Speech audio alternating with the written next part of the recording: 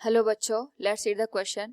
Power supply to a particle of mass 2 kg varies with time as p equals 3t square by 2 watt.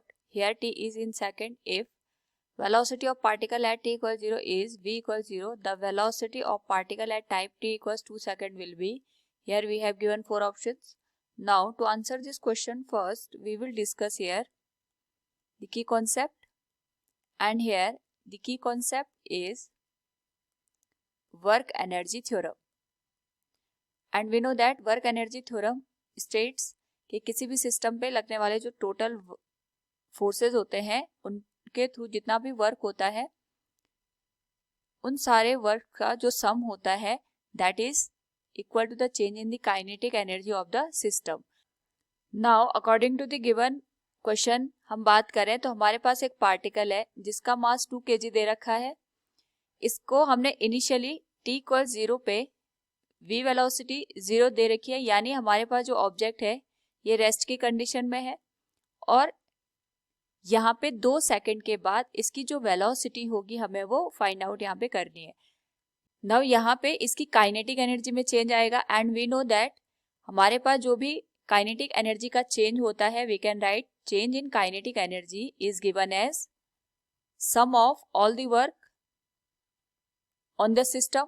और इसको हम यहाँ पे इस तरीके से भी लिख सकते हैं, जो वर्क होता है it is related to the power and we know that power is rate of doing a work. तो जो वर्क है उसको हम पावर के टर्म में यहाँ पे रिप्रेजेंट कर सकते हैं. It will can be written as integration of p into d t. जो समेशन है हमने उसको इंटीग्रेशन से यहाँ पे चेंज कर दिया और जो टाइम की वैल्यू होगी it will vary from 0 to t. t की वैल्यू यहाँ पे 2 सेकंड हमें दे रखी है. नाउ अगर हम यहाँ पे वर्क एनर्जी थ्योरम और पावर के एक्सप्रेशन को in the form of work यहाँ पे एक्सप्लेन करें तो ये हो जाएगा kinetic energy final minus kinetic energy initial, और ये हो जाएगा हमारे पास integration of p into d t. ये वर्क को रिप्रेजेंट कर रहा है 0 टू 2 सेकेंड के लिए. तो काइनेटिक एनर्जी फाइनल हो जाएगी 1/2 mv स्क्वायर. इनिशियली तो वेलोसिटी 0 थी तो इनिशियल काइनेटिक एनर्जी भी 0 हो जाएगी.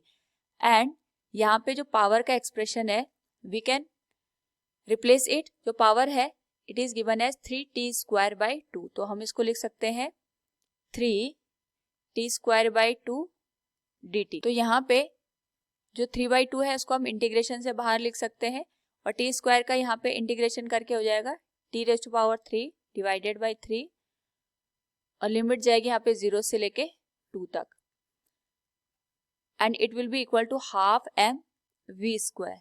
Now half m v square will be equal to 3 से 3 कैंसिल हो जाएगा 1/2 t रेज़ टू पावर 3 है तो t की पावर यहाँ पे 3 के बराबर आएगी और t को रिप्लेस कर देंगे हम 2 से तो it will be 2 raise to power 3 minus 0 और ये हो जाएगा 2 raise to power 3 8 divided by 2 it will become 4 और यहाँ पे वैल्यू हो जाएगी 1/2. मास हमें 2 kg के बराबर दे रखा है मल्टीप्लाइड विद v स्क्वायर. 2 से 2 कैंसिल हो गया तो जो v की वैल्यू थी it will be 2 metre per second.